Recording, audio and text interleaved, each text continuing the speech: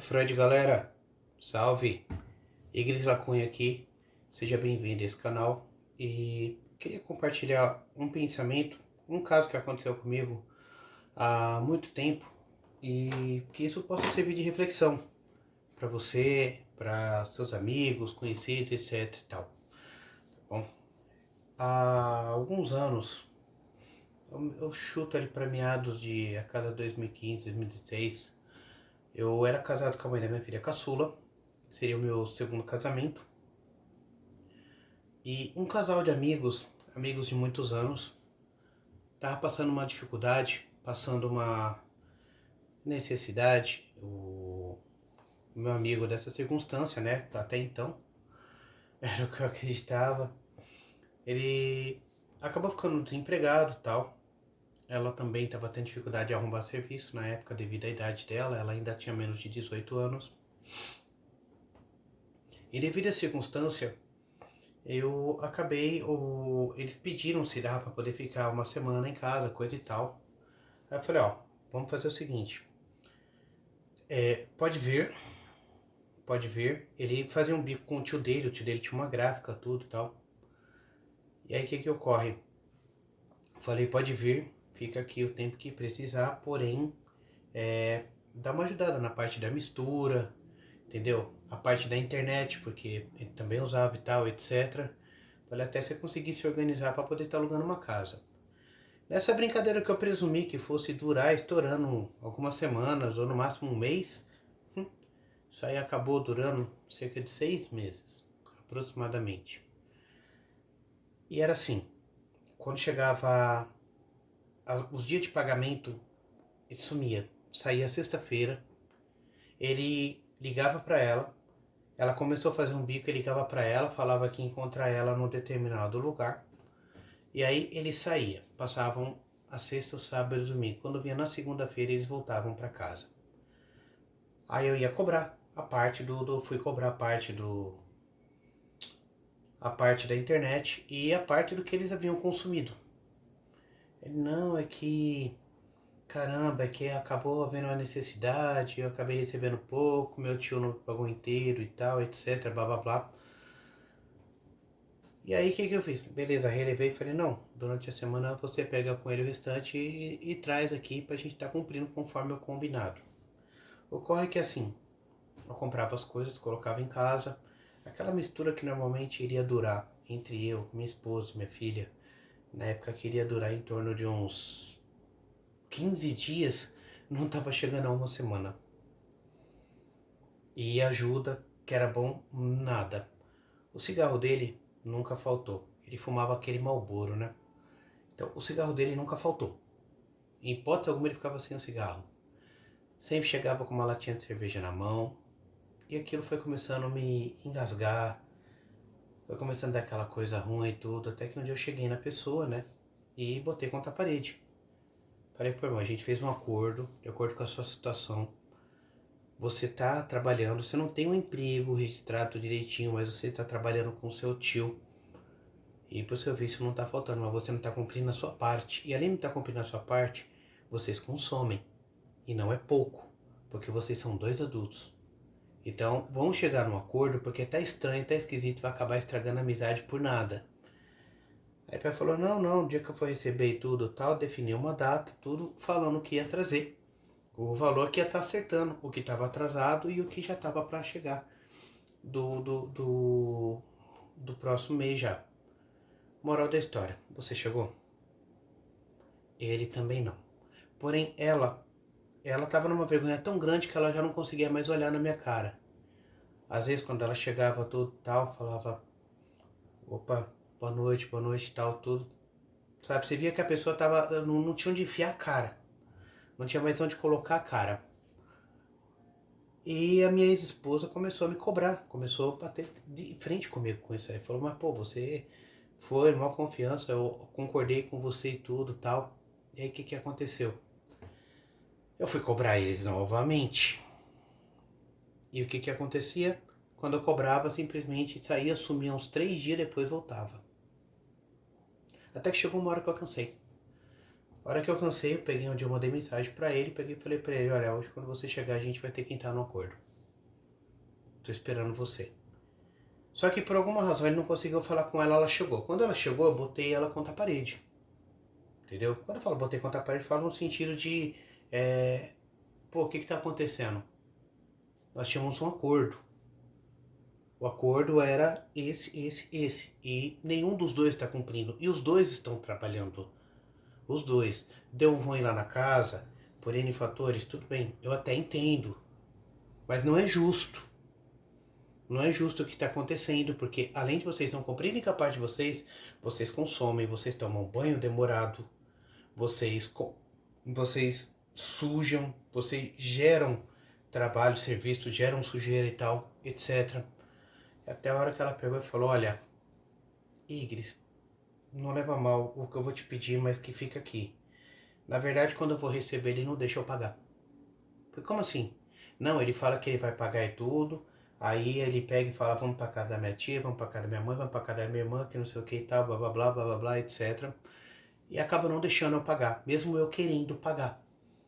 Desde que a gente tá aqui, todas as vezes eu me propus, falei, não, pode deixar que eu pago, que aí o seu a gente gasta entre nós e tudo. Aí ele alega que eu tô ganhando mais do que ele, tudo tal, e que a gente precisa juntar dinheiro para poder alugar outro canto, tudo. Eu falei, tá, mas vocês já juntaram quanto? Ele falou, pra falar a verdade, nada. Nada, porque quando a gente sai, ele começa a beber, começa a curtir, daqui a pouco começa a fumar, e quando pensa que não, vai um maço inteiro, 2 maços e tudo tal. Isso aí deu aquela coisa ruim, até que eu cheguei e botei contra a parede. Isso já estava caminhando para 6 meses. E antes desse ocorrido, havia muita consideração da parte dessa pessoa que eu tratava como amigo e sua companheira, sua esposa, até então.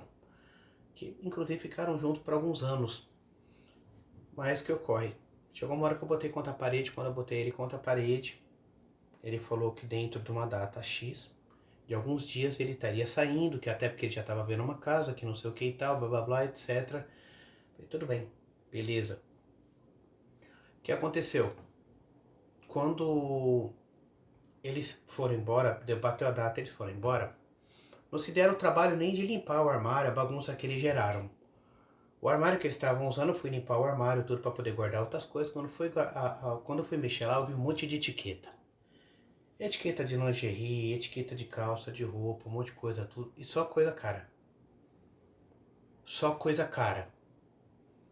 Etiqueta, aquelas comprovante de pagamento, tal, etc. E fui só olhando as datas. Ali foi uma lição para eu deixar de ser trouxa. Deixar de ser otário. Deixar de ser burro. Porque eu fui pensar com o coração de amigo. Fui pensar no sentido de ajudar uma pessoa que eu tinha mau respeito, tinha mau carinho, mau consideração. E não houve reciprocidade. Aquele dia eu aprendi uma lição muito importante. Nunca ajude um lascado. Eu gostaria de usar outra palavra, mas o algoritmo não ajuda, né? Nunca ajude um lascado. Você nunca sabe por que ele tá lascado. Você nunca tem certeza do porquê ele tá lascado. E se o motivo dele tá lascado realmente for culpa dele, o próximo lascado é você.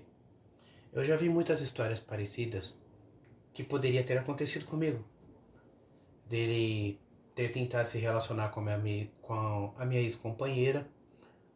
Ah, Igris, mas você poderia ter feito a mesma coisa. Na verdade, não. Porque eu sempre soube me colocar no meu lugar. Sempre soube me pôr no meu lugar, como homem, como pessoa e como amigo. Mas houveram flertes da parte dele para com a minha ex-companheira. Minha ex-companheira me falou, é uma das coisas que minha ex-companheira me atentou. E eu cheguei em algum momento a duvidar dela. Cheguei em algum momento a duvidar dela, de fato. Até que eu reparei um dia que eu cheguei mais cedo do trabalho, ele estava em casa e estava conversando com ela enquanto ela estava lavando roupa. E ele estava todo risonho, todo brincalhão. E na hora que eu cheguei, ele mudou o tom. Aí eu vi que, opa, faz um sentido. Na época eu era, de certa forma, meio ingênuo em alguns aspectos. Não estou dizendo que eu era inocente, tem uma diferença entre ingenuidade e inocência. Ingênuo no sentido de acreditar que às vezes as pessoas não são exatamente aquela coisa, não tem aquela maldade, etc e tal. E aí o que ocorre? Isso me serviu de experiência para eu aprender a filtrar melhor as pessoas e as circunstâncias. Eu tinha 2 botijões quando isso aconteceu. E aí, quando ele se mudou, eu tava no trabalho. Como ele tinha chave, ele tinha acesso a tudo. E eu sempre deixava um botijão cheio e o outro botijão em uso. Para o quê? O gás sempre tem o costume de acabar na hora errada, né? E aí, quando eu cheguei, ele já tinha ido embora, tudo, etc. Passado uma semana, acabou o gás. Eu fui procurar o botijão de gás. Cadê o botijão? Cadê? Ah, na hora. Liguei para ele, fui falar com o indivíduo. Ô, fulano, cadê o botijão de gás que estava aqui? Ah, eu esqueci de falar, me desculpa. Ele disse, foi mal. Então, mano, é que como a gente acabou de mudar e a gente tá sem nada, tudo, tal, a situação que a gente saiu de lá e tudo, o problema que teve lá, e eu peguei emprestado, mas eu vou te pagar tal dia, tá bom? Eu falei, não, Nani, não. O certo era você pedir primeiro.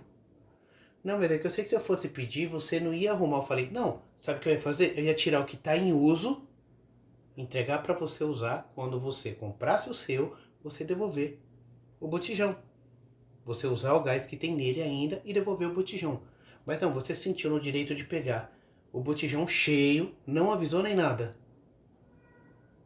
Não, mano, mas aí o que acontece? Nessa brincadeira, ele ficou de trazer. Eu não sabia onde ele estava morando até então. Você trouxe? Ele também não. Moral da história. Muitos do que você chama de amigo só é teu amigo até ele precisar de você e der mancada com você. Quando ele der mancada com você, esquece o que você pensava. Amigo, aprende uma coisa. Amigo, forma de dizer. Na vida ninguém é amigo de ninguém. Você trabalha, você ganha seu dinheiro, você soa pelo seu. Acabou. Você sabe o preço das coisas. Segundo, não coloque pessoas na sua casa, no leito da sua família, no meio junto com seus filhos, com sua esposa, no seu cotidiano, porque isso afeta a sua rotina, afetou a minha rotina com essa minha ex-companheira, embora que isso não foi o fator para que ela se tornasse ex, né, futuramente com base naquele ano vigente. Enfim, o importante é você entender o seguinte, às vezes você vai tentar ser amigo e descobre que o amigo da história é você. O único amigo, o único que tem consideração, tem respeito, é o que dá satisfação, é o que tem compromisso, comprometimento. Então, o conselho que eu deixo para você, se um amigo tá se lascando, você quiser dar ouvidos e tentar dar um suporte emocional, beleza. Quando ele pedir, pô, posso ficar um tempo na sua casa? Melhor não. Tenha firmeza. Seja claro. Não, não. Ai, eles querem que... Não. Não, não vai rolar. Se quiser ficar com raiva, fica. Se for teu amigo, não vai ficar com raiva. Se não for, ele não vai. Se ele não for, acabou. Você não vai estar perdendo nada. Qual o risco do cara dar em cima da sua mulher? Ou da mulher dar em cima do seu marido? Entendeu? As possibilidades são muitas. O problema é que você nunca tem certeza de nada.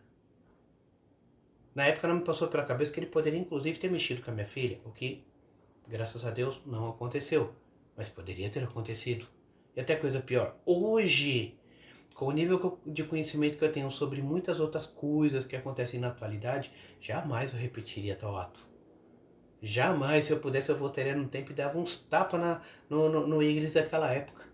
Dava uns tapas, uns 3 tapas servidos no meio da cara. Ó, desperta, vira homem, meu. Larga de ser burro. Larga de ser idiota, porque eu ainda aguentei quase 6 meses. Quantos de vocês já não passaram por algo igual? Quantos de vocês já não passaram por algum tipo de ingratidão? Por algum sentimento de indiferença, desprezo de pessoas que outrora vocês consideraram, chamaram de amigos, ou que muitas vezes viam até como irmãos? Sabe, Salomão ele fala em Provérbios que alguns amigos são mais chegados do que irmãos. Mas a grande verdade é que nos dias de hoje são poucas as amizades que se pode confiar, as amizades que você pode, de fato, contar com essas pessoas. São poucas as pessoas. Então, se você tem um amigo desse, dê valor. Tente você não ser o amigo ruim da história. Quando eu falo tente é porque às vezes a gente acaba errando, escorregando sem querer N possibilidades. Mas se você tem um amigo desse, valorize. Um amigo que se provou amigo. Mas se é apenas aquela pessoa bacana, divertida, aquela pessoa que quando ele chega acabou a tristeza, tudo, esse você tem que ter atenção redobrada, sabe por quê? Porque ele é sanguíneo. O que é sanguíneo? É a questão dos temperamentos. São 4 temperamentos que existem. É o sanguíneo, é aquela pessoa mais solta, aquela pessoa mais divertida, aquela pessoa mais despojada. Oh, e aí, cara, suave. Ele chega e começa a conversar com as pessoas, parece que ele já conhece há muito tempo. Tem o fleumático, que é aquele paradão, aquele meio estático, meio. Aí você conta alguma coisa do nada ele. Conta, dá uma risada como se tivesse entendido, mas às vezes ele não entendeu nada, ele só tá simpatizando. Ele não tá sendo falso, ele tá socializando do jeito dele. Mas na verdade ele é meio secão, ele demora para captar as coisas. Tem o melancólico, que é aquele mais sentimental, aquele mais filosófico, aquele mais reflexivo, normalmente aquele mais comunicativo. Ele vai para uma linha de comunicação que vai variar desde temas da atualidade, situações filosóficas, históricas, etc. Normalmente o melancólico ele parte mais com uma linha mais nerd. E o colérico ele já é mais uma linha mais conspiradora, entendeu? Mais enfurecido, menos paciente, mais treteiro, e ele acha que o mundo gira em torno dele, e aí automaticamente ele sempre acha que você está conspirando contra ele. Ele sempre acha que se ele chegou e você está conversando com alguém, de repente você mudou o assunto ou mudou a forma como vocês estavam falando, ele já acha que você estava falando dele. Então, quando eu falo sanguíneo, é no sentido daquela pessoa solta, aquela pessoa assim que rouba a cena, nesse sentido, tá bom? Expliquei de forma curta, abreviada, para vocês poderem entender. Mas, de qualquer forma, não se baseia apenas pelas impressões ou sentimentos. Ah, mas a gente é amigo há anos. É amigo há anos, mas você só conhece uma pessoa quando você vive com essa pessoa. Isso vale para família, isso vale para relacionamentos, isso vale para conhecidos, isso vale para amigos. Ninguém é amigo de ninguém. Amigo é dinheiro no bolso. A hora que o bicho pega, dificilmente você vai ter um amigo que vai lá te dar uma força. Você quer ver amigo? Vai encher uma laje. Com pouco dinheiro no bolso, sem nada. Falou, tô sem dinheiro, tem como vir. Chama lá pra encher a sua laje. Chama lá pra dar uma força, uma mudança. Vai fazer uma mudança. Pô, vou me mudar e tal. Ou tem como dar uma força só pra colocar no caminhão. Mesmo você pagando, não aparece. Então, olho aberto. Seja amigo de si, primeiramente. Se atenta na sua casa, na sua família, para depois você se ligar em outras ideias, outras prioridades. Entendeu? Suavão? Fica a dica. Gostou? Curte o vídeo, entendeu? Compartilha nas redes sociais, etc e tal. E não se esquece de se inscrever no canal. Beleza? É isso aí. É Freud. Tamo junto. Igreja Lacunha. Até a próxima.